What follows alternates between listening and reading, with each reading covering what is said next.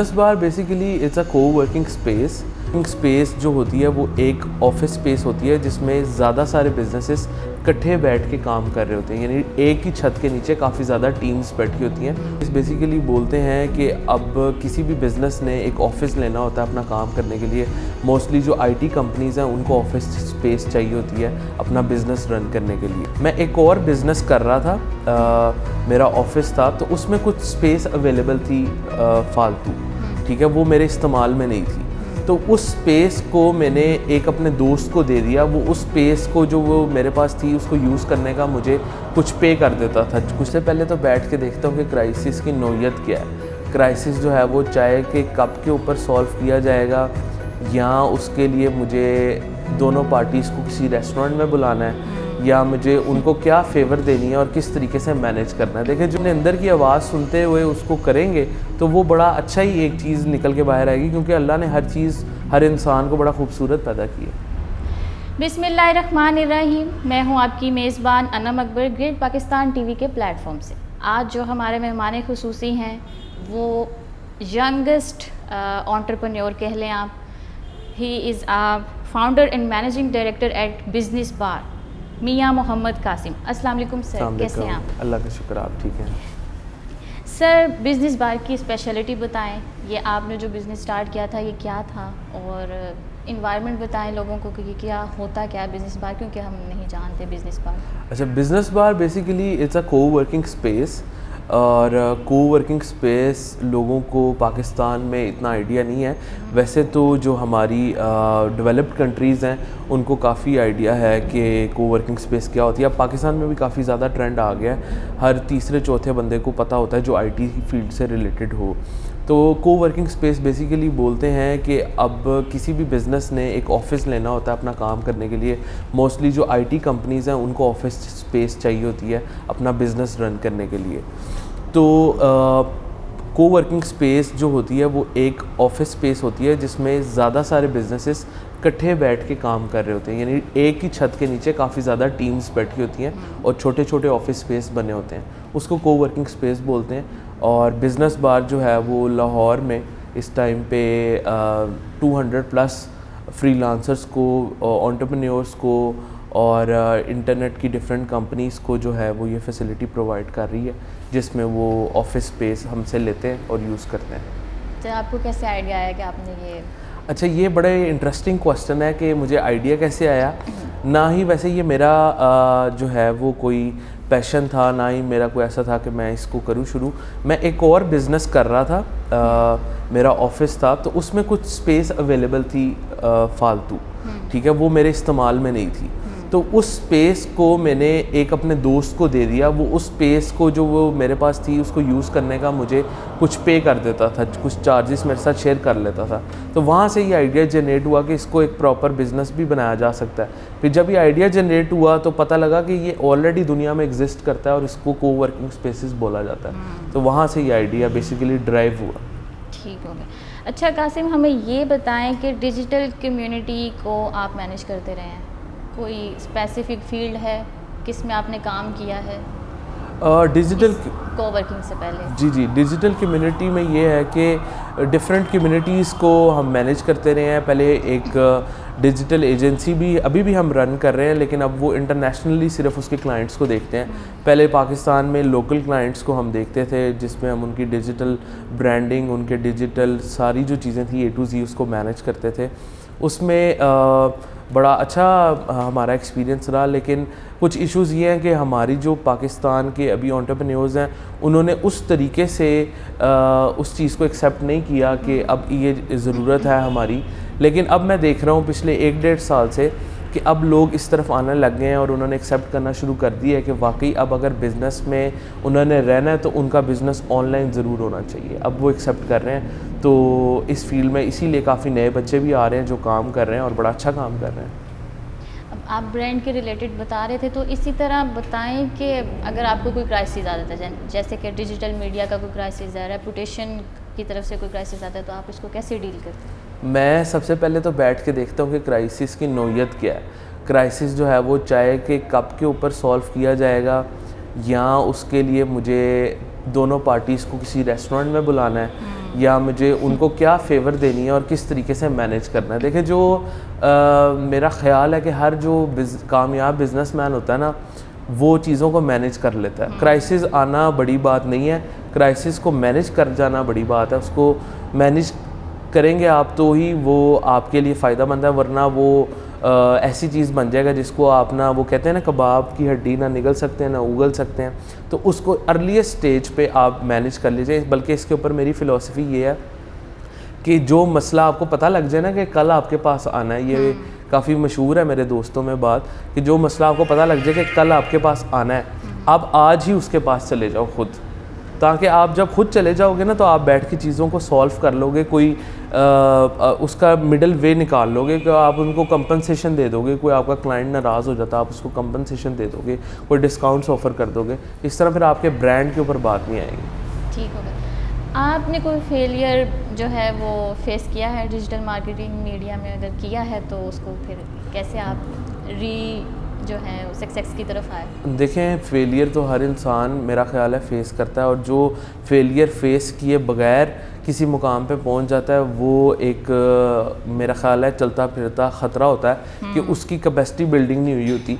इसके ऊपर मुझे एक मोटिवेशनल स्पीकर है, मेरे ख्याल कासिम अली शाह साहब, उनका जुमला याद आ रहा है। वो कहते हैं कि बग़ैर तैयारी के या बग़ैर पका हुआ जब कोई मार्केट में आ जाए तो वो बहुत बड़ा रिस्क हो जाता है। तो ये बड़ी अच्छी चीज़ होती है कि आप शुरू में फ़ेल हों, बार बार फ़ेल हों और नए नए तरीके से फ़ेल हो। मतलब मुझे एक चीज़ पर ज़रूर एतराज़ है कि एक ही तरीके से 2 दफ़ा फ़ेल नहीं होना चाहिए, नए तरीके से फ़ेल होना चाहिए। आपको फेलियर आया? जी बिल्कुल, मैंने बहुत फेलियर देखे हैं लाइफ में। लेकिन मीडिया से रिलेटेड ही थे? जी, इंसान को अपनी बिज़नेस लाइफ में और जो पर्सनल लाइफ है उसमें फेलियर्स का सामना करना पड़ता है। लेकिन कैलकुलेटेड फेलियर यानी रिस्क ही कैलकुलेटेड लिया होता है इंसान ने, तो फिर पता भी होता है इतना अच्छा ये फेल भी हो गया तो कोई मसला नहीं, हम आगे बढ़ जाएंगे। ठीक हो गया। अब आपके पास पैसे नहीं है तो आप मेरे पास हैं वैसे यानी हमारे पास पैसे नहीं है। अच्छा। और हम बिजनेस करना चाहते हैं। अच्छा, तो कौन सा और कैसा बिजनेस करें? अच्छा, यानी किसी के पास पैसे नहीं है और वो बिज़नेस करना चाहता है, तो मेरा ख्याल ये है कि जिस बंदे को ये लगता है कि वो बिज़नेस करना चाहता है और उसके पास पैसे नहीं है, तो उसको दोनों में से कोई एक चीज़ गलत लगती है। या तो उसको ये गलत लगता है कि उसके पास पैसे नहीं है, या उसको ये गलत लगता है कि वो बिज़नेस करना चाहता है। क्योंकि जिस बंदे ने बिज़नेस करना होता है ना, उसको पैसों की ज़रूरत नहीं है, उसको दिमाग की ज़रूरत है। अगर वो फॉर एग्ज़ाम्पल लाहौर में रहता है तो वो 5,000 रुपया उसके पास तो होगा कम से कम, या उसके पास जो फ़ोन होगा उसको सेल करें। हम उस बंदे की बात कर रहे हैं जिसको आईटी का कोई नॉलेज नहीं है, जो ऑनलाइन बैठ के कोई काम नहीं कर सकता, जिसको वर्डप्रेस का नहीं पता, इसको कंटेंट राइटिंग का नहीं पता, इसको सोशल मीडिया का नहीं पता। वो भी 5-6 हज़ार रुपया लेके अगर हाल रोड जाएगा, वहाँ से कुछ सामान ख़रीद लाएगा, उसको लाके OLX पे सिंपल पेड ऐड लगा के सेल कर देगा तो उसको प्रॉफिट बन जाएगा, उसका बिज़नेस शुरू हो गया। इस तरह तो लाहौर में रहते हुए या पाकिस्तान में रहते हुए तो 110 अपॉर्चुनिटीज़ हैं। देखना सिर्फ ये है कि आपको इंटरेस्ट और आपको जो है नॉलेज किस चीज़ का है। अगर आपको फॉर एग्ज़ाम्पल चाय के फ्लेवर्स का नॉलेज है तो आप चाय के फ्लेवर्स परचेज़ करके उनकी डिस्ट्रीब्यूशन बना लेंगे। उसको जिस चीज़ में आपको इंटरेस्ट है उसको सस्ती तरीन चीज़ पकड़ के क्वालिटी वाली अच्छी से करके आप आगे सेल करना शुरू कर दें तो बिज़नेस शुरू हो जाता है। बिज़नेस कोई रॉकेट साइंस तो नहीं है। हम भी जब शुरू में बिज़नेस में आए थे तो हमें लगता था कुछ डिफरेंट करेंगे तो पैसे आएंगे। बिज़नेस सबसे आसान दुनिया की चीज़ है। किसी चने वाले के पास बैठे हैं आप जो लाहौर में नाश्ता लगाता हो, उससे आप समझ लें बिज़नेस क्या। वो कहेगा मैं 2000 के छोले तैयार करना तो शाम ਨੂੰ मैं जड़ा वो 4000 रुपया कर लै जाना। ठीक हो गया। सर आप साइकोथेरेपिस्ट भी हैं? मैं अपने आप को साइकोलॉजी का स्टूडेंट मानता हूँ और कुछ नहीं मानता। मेरा सवाल ये है कि आप साइकोथेरेपिस्ट भी हैं, तो आजकल की जो सोच चल रही है, ज़्यादातर जो लड़के हैं आजकल के वो शादी की तरफ क्यों नहीं आते, इसके बारे में थोड़ी सी हमारी रहनुमाई करें। अच्छा, ये बड़ा इंटरेस्टिंग आपने क्वेश्चन पूछा है कि आजकल के जो लड़के हैं वो शादी की तरफ क्यों नहीं आते। तो पहली शादी की तरफ कि दूसरी शादी की तरफ? सर ओवरऑल शादी की तरफ क्यों नहीं आते? अच्छा देखिए, असल में ना चीज़ ये है कि अगर मैं यहाँ पर ये कहूँगा कि लड़के ज़िम्मेदारी से भागते हैं और वो ज़िम्मेदारी नहीं उठाना चाहते इसलिए शादी नहीं करते, तो ये कोई इतनी मुनासिब बात नहीं है। ऐसा नहीं है। असल में हर इंसान की ज़िंदगी के कोई ना कोई डायनामिक्स होते हैं। हर इंसान एक इंडिविजुअल अलग है, उसकी अपनी एक लाइफ है। तो ओवरऑल लड़कों के ऊपर मेरा ख्याल है, अगर ओवरऑल वैसे तो बात नहीं करनी चाहिए, जनरलाइजेशंस नहीं करनी चाहिए, लेकिन अगर जनरलाइज करके इस क्वेश्चन का आंसर किया भी जाए तो इसका जवाब ये होगा कि ओवरऑल हमारे माशरे में, पाकिस्तान में जो लड़के हैं या मर्द हजरात हैं, उनके ऊपर कुछ ज़िम्मेदारी का बर्डन ज़रूरत से ज़्यादा होता है कि 6 फिगर सैलरी हो, उसके अलावा घर में इतने पैसे देने हैं, इतना कमाता हो, ऐसा करता हो, तो फिर वो एक क्राइटेरिया पे पूरा उतरता है। तो वो उस क्राइटेरिया को जब अपने अंदर उसको जज करता है ना, तो उसको लगता है कि I am not enough for this, तो इसलिए शायद वो शादी को डिले करता रहता है। बाकी कुछ लोगों की हो सकता है अपनी भी कोई मर्ज़ी हो, कोई उनकी कहीं पर बात चल रही हो, वो ना मानती हो, इसलिए वो ना करते हो शादी। ठीक हो गया, अच्छी थी। ठीक है, कंट्रोवर्शियल ही था। खैर, मार्केटिंग के लिए बेस्ट प्लेटफॉर्म बताएं। मार्केटिंग के लिए मैं आपको बहुत अच्छा बेस्ट प्लेटफॉर्म आज बताने लगा हूँ, और ये जो मैं जवाब देने लगा हूँ ना, ये आप समझें कि हर बिज़नेस के लिए और हर मार्केटिंग प्लान के लिए जो है ना, वो बेस्ट साबित होगा। इसका जवाब ये है कि आप अपने बिज़नेस को देखें और फिर ये देखें कि प्लेटफॉर्म कौन सा है। ये तो ऐसे ही है कि आप मेरे से पूछें आपके लिए बेस्ट फूड क्या है दुनिया का, तो हर इंसान का अपना अपना बेस्ट फूड होता है ना। इसी तरह बेस्ट प्लेटफॉर्म मार्केटिंग का हर बिज़नेस के लिए अलग है। तो आप अगर ऑनलाइन फॉर एग्ज़ाम्पल, वैसे तो अब आजकल हर चीज़ ही ऑनलाइन बिकती है, रिश्ते भी ऑनलाइन हो रहे हैं और हर चीज़ ऑनलाइन हो रही है, लेकिन कुछ बहुत मतलब गली में जो सब्ज़ी वाला रेडी लेके आता है, अब तो सब्ज़ी भी ऑनलाइन बिकने लगी है। मैं आपको क्या मिसाल दूँ, तो कुछ चीज़ें हैं जो जहाँ पर हैं वहीं पर अच्छी लगती है। आपने प्रॉपर्टी का काम करना है तो आपको प्रॉपर्टी के जो प्लेटफॉर्म्स बने हुए हैं उनको यूज़ करना पड़ेगा। तो आपको देखना पड़ता है कि कौन सा आपकी नीश है, कौन सी आपकी फोकस चीज़ है, उस पर ही आप काम करें। ठीक हो गया। आप एक टाइम में 150 लोगों का टूर लेके गए थे कासिम अली फाउंडेशन के ज़ेर एहतमाम। अच्छा, तो सर आपको इसमें क्या क्या परेशानियाँ पेश आईं? दूसरा ये है कि आप दोबारा क्यों नहीं लेके गए वो टूर? अच्छा, मिस्र के रिलेटेड मैं आपसे क्वेश्चन कर रही हूँ। जी जी जी जी, ये एक टूर गया था जो कि कोलैबोरेशन थी, एक ट्रैवल एजेंसी थी उसकी और कासिम अली शाह फाउंडेशन की। कासिम अली शाह फाउंडेशन में से शाह साहब ने सिर्फ साथ जाना था, कासिम अली शाह साहब ने, और जो बाकी टूर के मामला थे वो उस ट्रैवल एजेंसी ने देखने थे। तो बड़ा अच्छा टूर रहा था वो। उसमें जो कुछ इश्यूज़ थे वो ये थे कि एक तो पाकिस्तान की तारीख़ में पहली मरतबा, क्योंकि मैं उस सब चीज़ों में इन्वॉल्व था, तो मुझे देखने को मिला कि पाकिस्तान से पहली दफ़ा 150 लोगों का ग्रुप इकट्ठा पाकिस्तान से इजिप्ट गया। ये एक बहुत बड़ी चीज़ थी, जिसकी वजह से आपकी जितनी इदारे हैं और आपकी जो एम्बेसीज़ हैं उनके अंदर ये मामला चला था कि ये 150 लोग इकट्ठे जो है वो किस तरह इजिप्ट जा रहे हैं, इनका मकसद क्या, क्यों जा रहे हैं। तो बहरहाल उसमें जो इश्यूज़ थे वो एक ये था कि जब वो 150 लोगों को हमने लेके जाना था यहाँ से इजिप्ट, तो उसके वीज़ा प्रोसेस में टाइम लग गया। उसके वीज़ा प्रोसेस में कुछ टाइम लगने की वजह से जो टूर प्लान था वो था दरमियाने मौसम का, और जाते जाते गर्मियाँ आ गई। तो आपको पता है फिर जब मौसम की शिद्दत हो तो मिजाज में भी शिद्दत आ जाती है। तो वो इन्जॉयमेंट, आप किसी भी जगह ट्रैवल करें तो पहले आपको वेदर कंडीशंस देखनी पड़ती हैं। तो वेदर कंडीशंस को देखते हुए ट्रैवल करना चाहिए, मैं तो ये रिकमेंड करूँगा। वैसे overall that was a very good success, I think so. वो अच्छा एक टूर था। दोबारा क्यों नहीं लेके गए? दोबारा में इंशाल्लाह आप देखें कोविड आ गया हुआ है, तो दोबारा कोई ट्रैवल एजेंसी या कोई फाउंडेशन इस तरह का प्लान करेगी, हमें इनवाइट करेगी तो हम चले जाएंगे। मिस्र का कल्चर कैसा लगा आपको? अच्छा, मिस्र का जो कल्चर है ना वो उसमें बहुत ज़्यादा डायमेंशंस है, उसमें बहुत ज़्यादा चीज़ें हैं जो डिटेल में जाके देखनी पड़ती हैं, समझनी पड़ती हैं, और बहुत ही इनरिच कल्चर है। मैं आपका जितना टाइम कम है ना आपके इंटरव्यू का, उसमें मैं यही कह सकूँगा कि बड़ा इनरिच कल्चर है। खाने से लेके, ज़ुबान से लेके, मिजाज से लेके, गाड़ी का दरवाज़ा जो वहाँ का ड्राइवर आपके लिए खोलता है, उससे लेके रात के टाइम जो आप अगर बाहर फिरते हो तो वो जो वहाँ पर जो यूथ है और जो आपके मिडिल एज के लोग हैं उनकी जो बात करने का स्टाइल है, हर चीज़ में बहुत ज़्यादा डिफरेंस है। आप बहुत लर्न करते हो, पाकिस्तान से काफ़ी डिफरेंट है। ठीक है सर, तो मम्मी देखी आपने? हाँ जी। ठीक है, और सर इरहाम मिस्र क्या है? इरहाम मिस्र क्या है, मुझे मेरा ख्याल है मुझे क्या पूरे पाकिस्तान को पूरी दुनिया को पता है कि रामे मिस्र क्या है और वो एक कितना बड़ा अजूबा है। लेकिन यहाँ पर बात ये है कि इंसान सारी ज़िंदगी उसके बारे में देखा था, सुना था, लेकिन जो एक आप फ़ेस टू फेस एक चीज़ को देखते हैं उसका एक्सपीरियंस ही और होता है। तो मैं ज़रूर रिकमेंड करूँगा जिन लोगों को अल्लाह ने वसाइल दिए हैं वो ट्रैवल करें और नई से नई और अच्छी से अच्छी चीज़ें जो उन्होंने जिनके बारे में देखा सुना उनको जाके फ़िज़िकली ज़रूर देखें। ठीक है, आप यूथ की जो है इंस्पिरेशन है, आप एंटरप्रेन्योर भी हैं। मुझे नहीं लगता मैं यूथ की इंस्पिरेशन हूँ। हैं क्योंकि मैंने पढ़ा आप 17 साल की उम्र के थे जब आपने जो है वो बिज़नेस की फील्ड में कदम रखा। जी जी। तो हम तो 17 साल की उम्र में मेरे ख्याल है यूनिवर्सिटी में या फिर कॉलेज में हमने कदम रखा था। 16 इयर्स में हमने मैट्रिक किया था।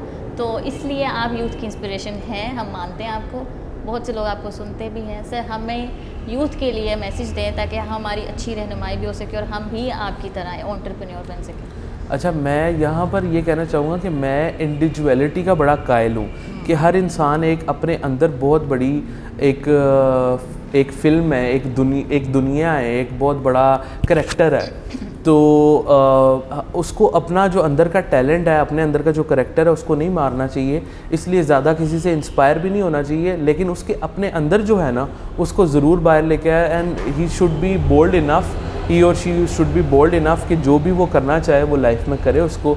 तो जब आप अपने अंदर की आवाज़ सुनते हुए उसको करेंगे तो वो बड़ा अच्छा ही एक चीज़ निकल के बाहर आएगी, क्योंकि अल्लाह ने हर चीज़ हर इंसान को बड़ा खूबसूरत पैदा किया। अच्छा कासिम, हमें ये बताएं डिप्रेशन और एंग्जाइटी में क्या फ़र्क है और ये क्या होता है? हम आजकल क्यों डिप्रेशन का ज़्यादा शिकार हो रहे हैं? अच्छा, देखना ये पड़ेगा कि जो इंसान कह रहा है कि उसको डिप्रेशन है या एंग्जाइटी है वो उसको वाकई है कि नहीं है। और देखें, सबसे बड़ी जो चीज़ है ना वो ये है कि आपको डिप्रेशन हो या एंग्जाइटी हो या इस तरह का कोई भी मसला हो, मेरे से जब भी कोई पूछता है तो मैं उसको यही कहता हूँ कि आपको उसके लिए अपनी प्रोफेशनल हेल्प की तरफ फ़ौरन जाना चाहिए। देखिए, जो सबसे बड़ा हमारा अलमिया है, जो मसला है पाकिस्तान में, वो यही है कि इन इश्यूज़ के ऊपर हम बात नहीं करते। अगर किसी इंसान को ये फ़ील हो रहा है कि वो वर्थलेस है, उसको अपना आप अच्छा नहीं लगता फॉर एग्ज़ाम्पल, या वो एक ज़िंदगी में ऐसे मुकाम पे आ गया जहाँ पर उसको कोई ऑप्शन या पॉसिबिलिटी नज़र नहीं आ रही, तो वो हेल्प की तरफ जाने में बड़ी देर कर देता है। तो ये देर नहीं करनी चाहिए। It's very okay to say that कि यार मैं हार गया हूँ या मुझे इस चीज़ की समझ नहीं आ रही या मैंने ये काम कैसे करना है, तो इसके ऊपर हेल्प लेने में ज़रा भी देर नहीं करनी चाहिए और फौरी तौर पे इसमें जो भी प्रोफेशनल हेल्प आपके पास अवेलेबल हो उसके पास जाना चाहिए। ठीक हो गया। अच्छा, हम अपने आप को बहुत ज़्यादा कंपेयर करने लगे हैं कि वो इंसान अच्छा लग रहा है, मैं नहीं लग रहा, उसके पास अच्छी गाड़ी है, मेरे पास नहीं है, अच्छी जगह पे रहता है, सोसाइटीज़ के आगे हैं अब, और हमारे में ये क्यों आंसर पाया जाता है? हम कंपैरिजन की तरफ जाते ही क्यों? आखिर कंपेयर करना हम छोड़ क्यों नहीं देते? अच्छा, देखिए, सबसे जो आपके क्वेश्चन के दो हिस्से हैं, मैं दोनों का अलग अलग जवाब दे देता हूँ। सबसे पहली चीज़ तो ये है कि हम कंपैरिजन की तरफ जाते क्यों हैं। ये एक कुदरती अमल है, हम कंपेयर तो करेंगे ही अपने आप को दूसरों से और ये चीज़ें देखेंगे कि यार इंसान की एक जबिल्लत में है कि वो देखे कि इसमें इंसान में ये अच्छी चीज़ है, मेरे में ये अच्छी चीज़ है।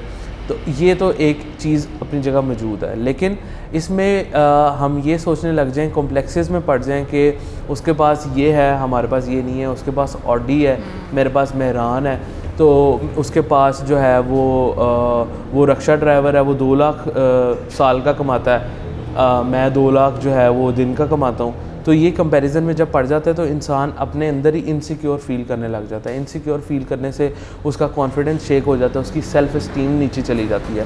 सेल्फ़ इस्टीम नीचे चली जाती है तो वो फिर प्रॉपर रिलेशनशिप्स नहीं बना पाता लोगों के साथ। जब वो प्रॉपर रिलेशनशिप्स नहीं बना पाता तो वो एंजाइटी और डिप्रेशन की तरफ जाने लग जाता है, उसको डिफरेंट साइकोलॉजिकल इश्यूज़ होने लग जाते हैं। वो सोसाइटी में एक हेल्दी पर्सन की तरह एग्जिस्ट नहीं कर पाता, उसकी फैमिली लाइफ सारी की सारी कोलैप्स कर जाती है। तो हम इससे कैसे निकलें? जी, इसके ऊपर सबसे पहली चीज़ ये है कि आपको अपने अगर आप यानी कि कोई प्रोफेशनल हेल्प की तरफ नहीं जा रहे तो आप अपने माइंड में क्लैरिटी सबसे पहले लेके आएँ उस कॉन्फिडेंस को फ़ील करें कि यार अगर मेरे पास मिसाल के तौर पे जो है वो मेरी जो छोटी गाड़ी भी है ना, वो मेरे लिए ऐसी ही है जैसे उसके लिए बड़ी गाड़ी है। देखें, कंपैरिजन तो किसी चीज़ का किसी के साथ नहीं है। अल्लाह ने किसी इंसान को किसी चीज़ में ज़्यादा दिया हुआ है, दूसरे इंसान को किसी दूसरी चीज़ में ज़्यादा दिया हुआ है। तो ये विद इन का सफ़र है, ये बेसिकली सोल का सफ़र है। ये इसको बाहर से कंपेयर नहीं करना होता, इसको अंदर से देखना होता है कि आप अपने अंदर कितने मुतमईन हैं, आपको अपने अंदर कितना सुकून है। हो सकता है जिसको आप बहुत ही एक बड़ा मॉडल समझ रहे हो, एक उसको विजुलाइज़ कर रहे हो, एक उसको रोल मॉडल समझ रहे हो, वो अपनी जब बेड पे लेटता हो तो उसको उस तरह की नींद ना आती हो जैसी आपको आती है। उसकी ज़िंदगी में पता नहीं कौन कौन से मसले मसाइल हों जो उसको उतना सुकून ना देते हों, लेकिन अल्लाह ने आपको सुकून की दौलत से नवाजा हुआ है। ठीक है, तो इसलिए अपने आप को कंपेयर करके इंसान सिर्फ जो है वो कॉम्प्लेक्स में ही जा सकता है, उसका बेनिफिट कोई नहीं। हाँ, एक ये कंपैरिजन है कि यार इसने ग्रो किया तो मैंने भी ग्रो करना है। ये वाला कंपैरिजन और ये वाली मुकाबलेबाजी ऑब्वियसली पॉजिटिव है, इसको प्रमोट करना चाहिए। लेकिन ये सोच के अपने आप को डाउन फील करवाना, जिस तरह लड़कियां और लड़के भी आजकल के सोचते हैं कि वो उसके पास ये है, उसके अम्मी अब्बू ने उसको ये दिया हुआ है, हमारे अम्मी अब्बू ने ये नहीं दिया हुआ, तो ये सोच के जो है मैं ये समझता हूँ कि कोई फ़ायदा नहीं होता। Thank you so much for your precious time. Thank you sir. मुझे और मेरी टीम को इजाज़त दीजिए। अल्लाह हाफिज़।